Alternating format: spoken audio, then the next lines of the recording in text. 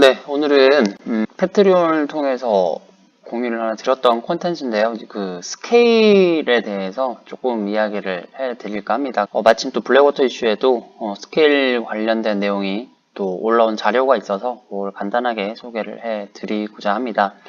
일단은 뭐 굉장히 많은 분들이 이야기를 해주시고 왔던 주제이기도 하고요. 그래서 이 부분에 대해서 사실은 굉장히 간단한 부분이기도 한데 아직까지도 헷갈려 하시는 분들이 많으신 것 같아가지고 그 부분을 좀 다뤄볼까 합니다. 무슨 말이냐면 여기 보이시겠지만 이제 스케일에 대한 내용이에요. 스케일 예방에 대한 부분인데 스케일을 예방을 하려면 이제 머신을 켜야 되는지 꺼야 되는지 저희가 이야기를 많이 나누어 보잖아요. 이제 문의해 주신 내용이 이렇거든요. 이제 1그룹 머신을 사용하고 계신데 이 사용을 하고 나서 켜야 되는지 이제 꺼야 되는지 이제 부분에 대해서 문의를 주셨어요. 그래서 실제로 계속 켜둬야 그 스케일이 발생을 하지 않는다라는 이야기 때문에 그 여름에도 이제 머신을 계속 가정에서 켜두셨던 이제 분의 이제 사례인데요. 사실은 제가 뭐 간단하게 이렇게 짧게 이야기를 드리기도 했는데 스케일이라고 하는 건 우리가 주로 라임 스케일을 이야기를 하는데 요거는 사실은 머신이 켜져 있을 때 발생을 합니다. 왜 그러냐면 조금 이따가 제가 설명을 드릴 텐데요. 일단은 켜져 있을 때 이제 화학결합 저희가 일단 칼슘 하고 제일 쉽게 말해서 중탄산이온이라고 부르는 HCO3 네, 마이너스고 얘는 E 플러스가 되겠죠. 자, 얘네들이 결합을 해서 결과적으로는 요런 CaCO3를 만들게 돼요. 얘가 석회라고 우리가 쉽게 부르기도 한데 탄산 칼슘이 만들어지면서 이것들이 실제로 머신에서 스케일을 만들게 됩니다. 이제 이 스케일이 생기는 원인이 뭐냐면 이제 요 자료가 하나가 있거든요. 보시면은 영어로 좀 돼 있긴 하지만 이제 여기는 크게 이제 세 가지 종류의 스케일이 나와요. 요 출처는 아래 부분에 있으니까 참고를 하시면 될 것 같고 일단 제일 흔한 거 탄산칼슘이죠. 방금 했던 탄산칼슘의 라임 스케일인데 방금 알려드렸던 대로 요 칼슘이랑 이 중탄산이온이 결합을 하면 탄산칼슘이 생깁니다. 이제 고체고요. 이제 결정화된 것들 그리고 생성되는 가운데 이산화탄소도 발생을 같이 하고 순수한 물도 발생을 합니다. 이제 요게 기본적으로 이제 흰색인 우리가 결정화된 이제 스케일이 생긴다고 보실 수가 있고요. 그 다음에 마그네슘도 이 중탄산이온과 결합을 하면 실제로 결정화돼서 이제 스케일이 생겨요. 근데 요거는 특정한 일반적인 경우 잘 생기는 경우가 아닐 수밖에 없는 게 사실은 마그네슘은 우리 일반적인 한국 수돗물에 이제 미량 포함되어 있습니다. 대부분은 칼슘이 들어있기 때문에 마그네슘 스케일은 그렇게 생기는 경우가 많지 않아요. 그래서 추가적으로 망간 형태 요거는 이제 색상이 이제 조금 어두운 색깔 혹은 여기 핑크색 근데 뭐 어두운 색으로 이게 관찰된다고 하시는 분도 계시더라고요. 그런데 망가니즈 이제 기반의 이 탄산염이 되겠죠. 망간 기반의 탄산염이 돼서 요 경우에도 뭐 흰색이랑 핑크라고 하는데 검은색 형태로 좀 생기더라 라는 분도 계십니다. 일단은 이런 형태로 세 가지 종류의 이 스케일들이 생기는데 이 세 가지 중에서 제일 우리가 눈여겨봐야 될 거는 이 부분이에요. 기본적으로 이 이온 상태로 물속에 녹아 있는 이온 상태가 열을 받아야지만 이렇게 탄산칼슘으로 변화가 됩니다. 뭐 여기서 더 엄청난 열을 가해지면 이 탄산칼슘이 또 다른 그 물질로 변하기도 하는데 그거는 뭐 에스프레소 머신 보일러에서는 잘 일어나지 않는 현상이니까 넘어가도록 하고요. 저 보시면 전부 다 열 에너지가 필요해요. 그러니까 가열을 해야 스케일이 생긴다는 이야기입니다. 이러한 스케일들이.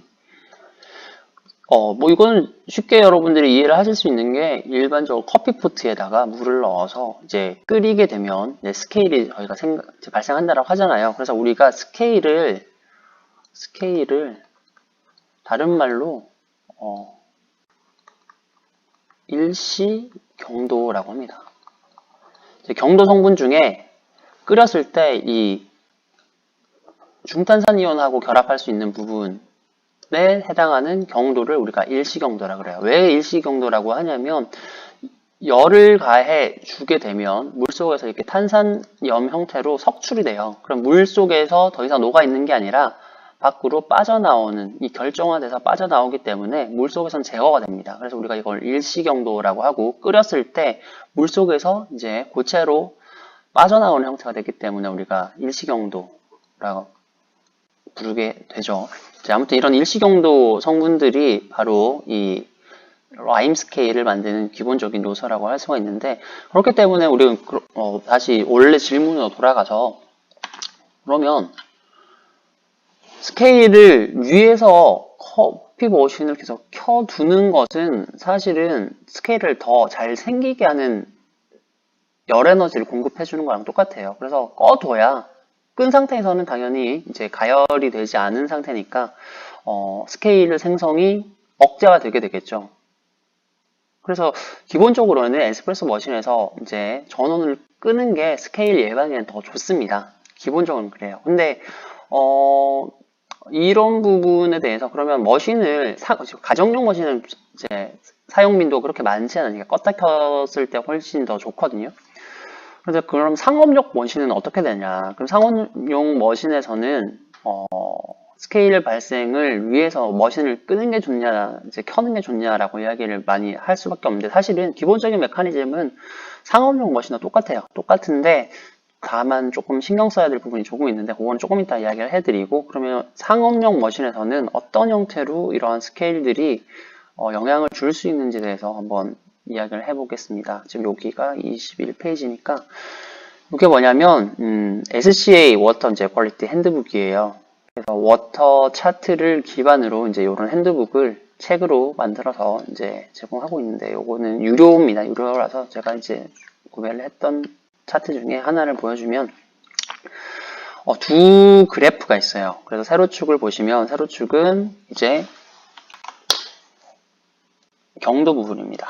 경도 부분이고 가로축은 이렇게 알카리니티 부분입니다. 그래서 뭐 이 부분은 이미 제 이 페트리온 콘텐츠를 많이 오셨던 분들은 되게 익숙하게 아실 수 있는 부분이죠. 근데 요거는 스케일이 생기는 정도를 이 도식화한 건데, 왼쪽 오른쪽 두 가지가 있죠. 왼쪽은 이제 95도 상황입니다. 95도. 오른쪽은 130도 상황에서의 이 스케일이 맥시멈으로 생길 수 있는 양들을 표시를 해 놓은 거예요. 그래서 세로축은 이제 경도 성분이라고 말씀드렸고, 가로축은 이제 알카리니티 성분이라서 이 두 가지가 결합을 하면 이제 스케일이 생긴다는 걸 방금 제가 설명을 드렸는데, 95도일 경우하고 130도, 그러니까 쉽게 말해서 이 해당 연구에서는 저희가 커피 보일러죠. 기본적으로 커피 보일러, 그 다음에 여기는 스팀 보일러입니다. 그래서 이 두 가지의 온도가 제일 많이 사용되는 이제 표준화된 어떤 온도라고 이제 가정을 하고 이제 이렇게 테스트했던 결과를 도표로 나타냈는데, 보시면 똑같은 그래프잖아요. 똑같은 그래프인데 똑같은 스케일인데, 예를 들어서 여기 워터가 그 크리스토퍼 핸돈과 일반적으로 워터포 커피에서 맥스웰 코로나 대시우드랑 같이 이상적인 존이라고, 아이디얼 존이라고 표시를 한 부분이 요 영역인데, 요 영역에서 요 귀퉁이를 한번 볼게요.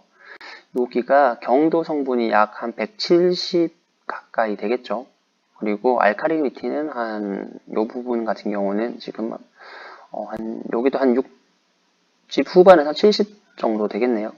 네, 75 조금 덜 되는 형태인 것 같은데, 요 부분에서 스팀 보일러의 경우에는 지금 최대로 지금 200mg per 리터, 리터당 한 200ml, 그러니까 그램으로 치면 0.2g 정도의 스케일이 생길 수 있는 영역이에요. 네, 확인이 되시죠? 그 다음에 근데 똑같은 뜨거운 훨씬 130도에서는 이 부분에서 스케일이 지금 굉장히 많이 생길 수가 있습니다. 0.2g 정도 생길 수가 있어요. 1리터당.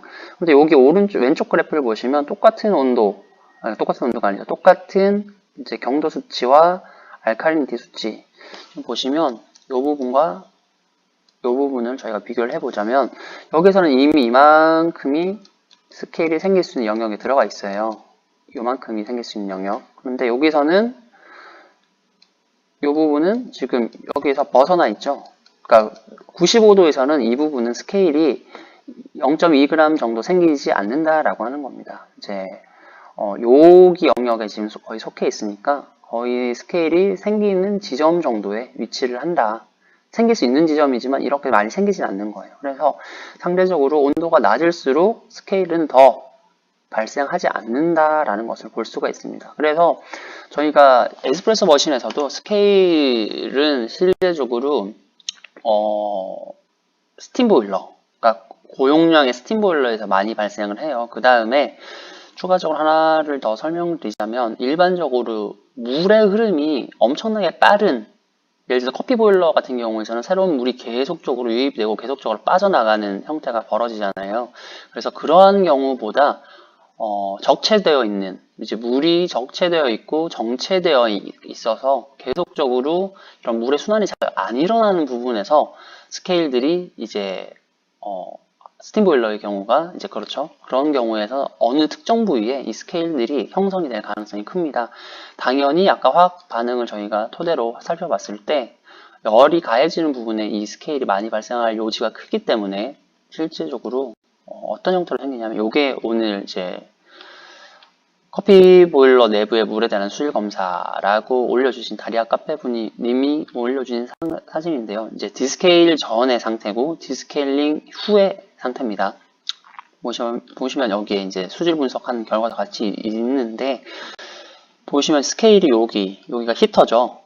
이제 아마 스팀 보일러로 추측이 됩니다. 이제 아마 지금 스테인리스 보일러는 아닌 것 같고, 네, 이렇게 스케일이 이 히터 근처에 붙어 있는 걸 일단 볼 수가 있고요. 그 다음에 기본적으로 이 보일러 인근에 이렇게 가라앉아 있는 형태로 되어 있습니다. 그래서 결정화돼서 이제 물속에 부유하거든요. 일반적인 형태로. 근데 굉장히 생성할 때는 이 결정화 큰 형태가 아니기 때문에 이 작은 입자들이 대부분 이제 물 밖으로 이제 빠져나오게 돼요. 우리가 커피 보일러가 이제 독립보일러 형태의 머신이라고 하면 그 추출이 계속 이루어지는 상황이기 때문에 그 뜨거워진 보일러 안에서 이제 그러니까 탄산칼슘이 결정화가 되는 동시에 미립자이기 때문에 물 밖으로 빠져나올 가능성이 큽니다. 커피 보일러 밖으로 빠져나오죠. 커피에 속해서 빠져나올 가능성이 커요. 그래서 에스프레소나 이런 부분에 이제 이 미립자, 탄산칼슘이 같이 들어서 나올 가능성이 큽니다. 그런데 이제 그렇지 않은 경우, 그러니까 물이 고여서 장기간 방치되고 뜨거운 가열이 계속 될 경우에는 이제 아까 말씀드렸다시피 열원에 가까운 부분에 이런 형태로 달라붙게 되겠죠. 그리고 물의 흐름이 별로 없을수록 특정 부분에서 천천히 이렇게 달라붙고 이제 고착화됩니다. 이제 그런 부분은 저희가 이해를 좀 해야 되고요. 네, 요게 뭐 정수 성적에 대한 부분인데 요거는 제가 조금 데이터를 모아서 이야기를 좀 해봐야 될 것 같아가지고 일단 제가 궁금한 부분은 좀 몇 조 넣은 상태예요. 그래서 요 부분은 다음에 저희가 좀 기회가 되면 좀 이야기를 나눠봤으면 좋겠는데 아무튼 그렇고 일단은 다시 이제 주제로 돌아가자면 기본적으로 상업용 머신도 켜놓은 상태, 그래서 더 뜨거운 스팀 보일러에 이 스케일이 더 많이 생길 가능성이 큽니다. 뭐 기본적인 화학적 원리가 그러니까 이제 그렇게 이해를 하시면 될 것 같고요. 그러면 근데 무조건 껐다 켜야 되느냐? 그 부분은 사실 조금 저희가 고민을 좀 해봐야 돼요.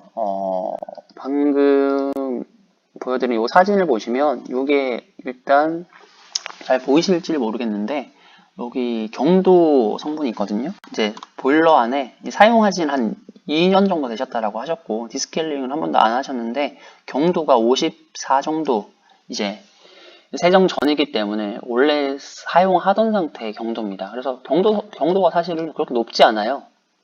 우리나라 같은 경우는 경도가 그렇게 높은 지역이 거의 없고 약 연수 지역에 가깝기 때문에 우리가 일반적으로 2년 정도 물의 상태가 괜찮은, 뭐 지역적 편차가 분명 크긴 하지만 일반적인 이런 상태의 물이라면 2년 정도 써도 스케일이 생각보다 그렇게 많이 생기지 않은 걸 아실 수가 있죠.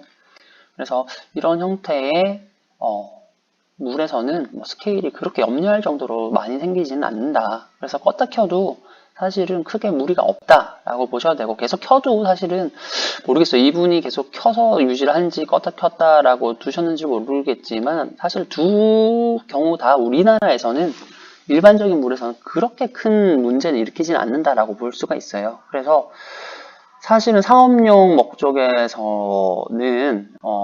스케일 때문에 껐다 켜는 게 아니라 전기세죠, 전기세.